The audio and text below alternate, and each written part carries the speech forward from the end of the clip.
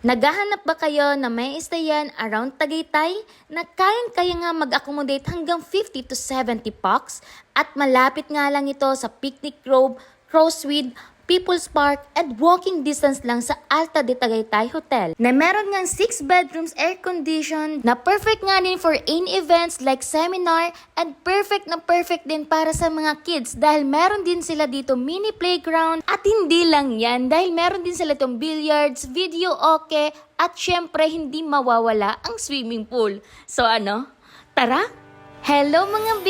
So dito nga kami ngayon mag-i-stay sa Kings Mansion Resort. Located nga lang ito sa Tagaytay at malapit nga lang sila sa Alta de Tagaytay Hotel. Aba grabe naman dito, talagang literal na mansyon. Diba mga B? Parang perfect nga din siya for pictorial. Kaya tara, iikot ko na kayo dito sa kanilang mansyon. So first, ipapakita ko muna sa inyo ang kanilang master bedroom. Wow! Kaya pala naging master bedroom to kasi ganito kalawak ang kanilang room. So ganito mga B ang itsura ng kanilang master bedroom. So kasya nga dito mga B ang 3 queen size bed na up to 12 to 15 capacity ha. And ganito naman ang itsura ng kanilang toilet and bath. At meron nga din sila ditong jacuzzi. O diba, kabog? At next, ipapakita ko naman nga sa inyo mga B ang kanilang guest room na kayang-kaya nga mag-accommodate hanggang 10 pax.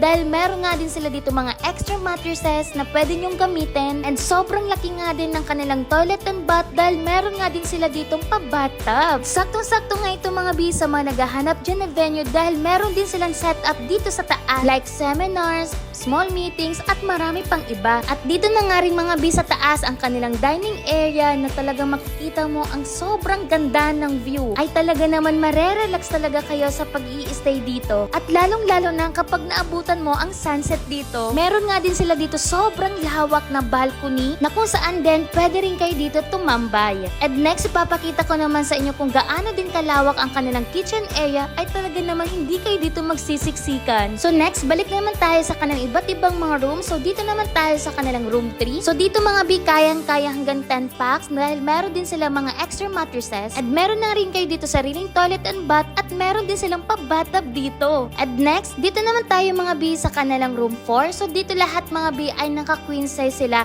but pwede kayo mag-request kung kailangan nyo ng extra mattresses. Next, dito tayo mga B naman sa kanilang room 5. So both po sa 4 and 5 ay wala talaga silang toilet and bath pero meron silang common CR na nasa labas. So next natin, dito tayo sa last room which is itong room 6. And yes mga B, sobrang lawak talaga ng rooms dito. Kita nyo naman may mga nakaabang na rin dito ng mga extra pillows and mattresses. At meron pa nga din sila dito mga B na isa pang balcony kung saan kayo pwede tumambay o mag-chill. And bago ko nga ipapakita sa inyo kanilang swimming pool mga B, tara, dito muna tayo sa kanilang rooftop. And grabe, ganito nga kalawak ang kanilang rooftop. Sobrang lawak mga B as in. At kitang-kita mo nga din ditong overlooking Taal Lake. At talaga naman napakasarap naman ng simoy ng hangin. And last, dito na nga tayo mga B sa kanang swimming pool na merong 3 feet to 7 feet. And sa tabi nga niya mga B, meron na rin mga upuan. At dito na rin nga nakalagay yung mga for entertainment like billiards, video okay. And dito na nga rin nakalocate mga B ang kanilang mini playground na perfect for your kids. And perfect nga din ito mga B kung maaabutan nyo dito ang sunset. At sa gabi naman, meron din sila dito pa disco light na perfect